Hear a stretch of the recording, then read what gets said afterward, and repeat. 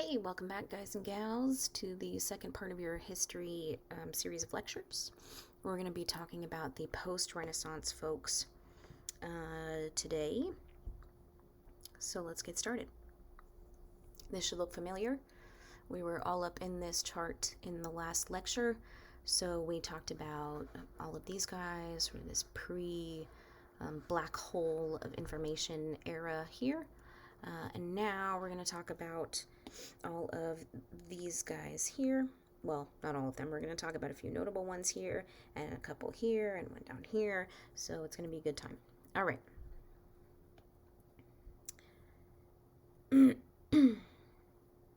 So let's start with Vesalius.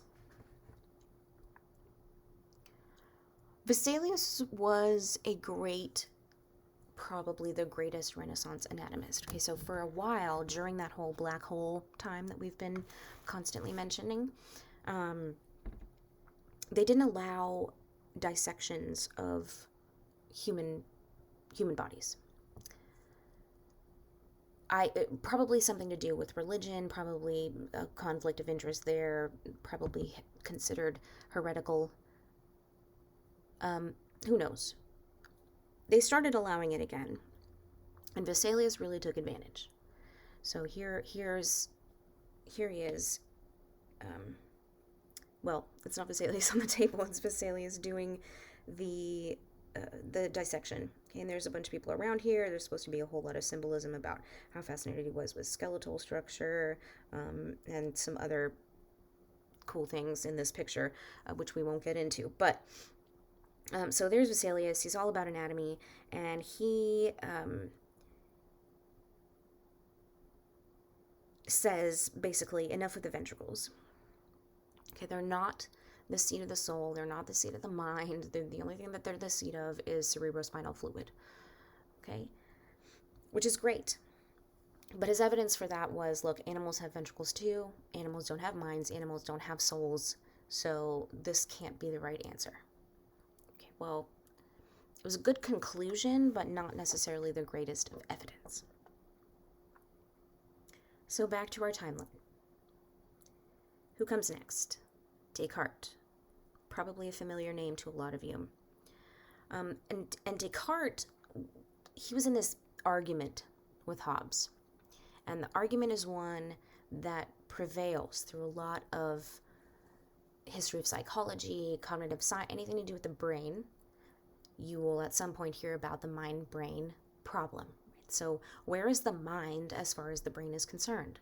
Are they two distinct things, or are they one thing in the same? Are they one and the same? So this is really boiled down to an argument between what we call dualists and monists. Okay, so we had Descartes, and he was in this big argument with Hobbes. Oh, that's the wrong Hobbes. This Hobbes. And Descartes was into dualism. Descartes was all about, he was a philosopher, he was a mathematician, he was also a scientist. And he thought that the soul was in the pineal gland. Okay, here's the pineal gland. And the reason why he thought that the soul was in the pineal gland was because it was the only truly central part of the brain. Okay, it's not duplicated in both hemispheres.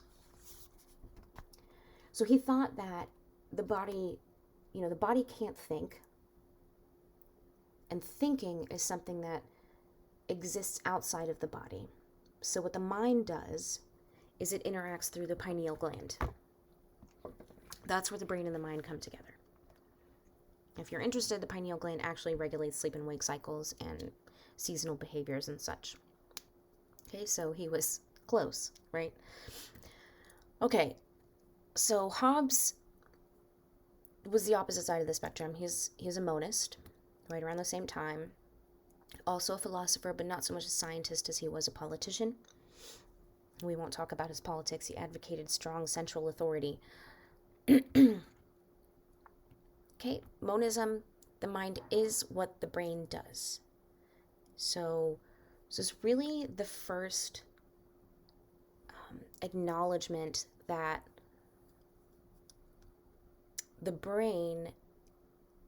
that cognition is a product of neural processes. Okay, and what we are thinking is a product of how our brain is acting. And this is sort of the introduction of functional localization, the idea of functional localization. And this is a huge idea in cognitive science, in psychology, in anything, again, that's interested about the brain. Where does it all come from? So, right, how do we account for who we are within the confines of biology? Can we do that? So Gall comes along, Franz Joseph Gall, and he's really into this idea of linking the cognition and the brain. And he comes up with this concept of phrenology. And phrenology, for what it was trying to do was admirable, okay, but it definitely was wrong. So essentially phrenology was all about explaining personality traits and intellectual properties from bumps and indentations on a person's skull. So basically the bump was thought to be a reflection of what was underneath. So the bigger the bump, the bigger the brain underneath. Size must be correlated with mental ability, right? So for him, size mattered. The bigger, the better. The more brain area you have underneath that bump, that represents, that represents self-esteem, or maybe benevolence. This is all about how kind you are, okay? So if you don't have a really nice big bump there, you're mean. Right, so evidence. How did he come up with this theory? He examined and compared a range of skulls. Okay, so from criminally insane to intelligent, very accomplished folk. And he, basically said that, look, okay, well, I have more accomplished folk with accomplished looking bumps over here, and the criminally insane don't have accomplished looking bumps over here. So that's the comparison that we're going to make, right?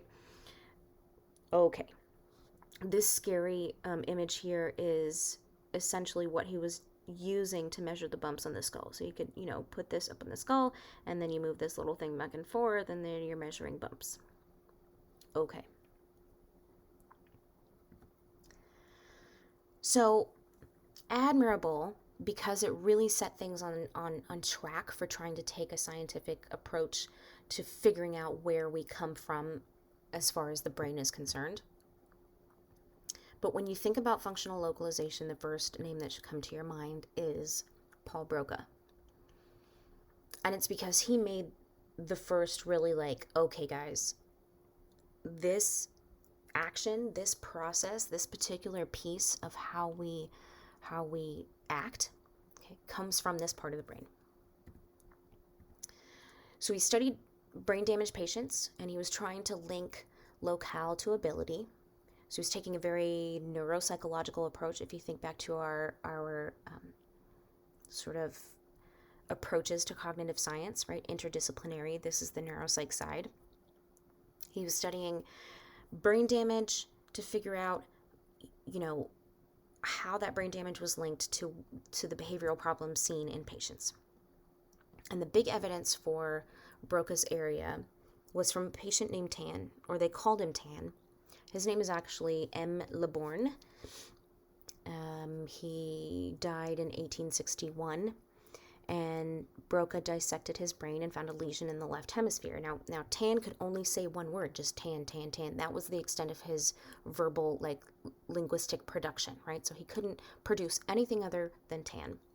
So Broca dissected his brain. He found a lesion in the left hemisphere, right about where you can see here. And it is in the left hemisphere, not so much in the temporal lobe that we would think, in the temporal lobe that is highly responsible or involved in language. But this is more of a inferior frontal lobe area.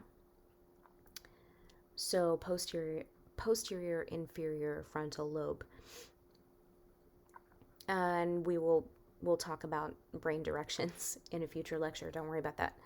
Okay, so this is really great evidence, right? This is wonderful evidence of functional localization coming from Broca.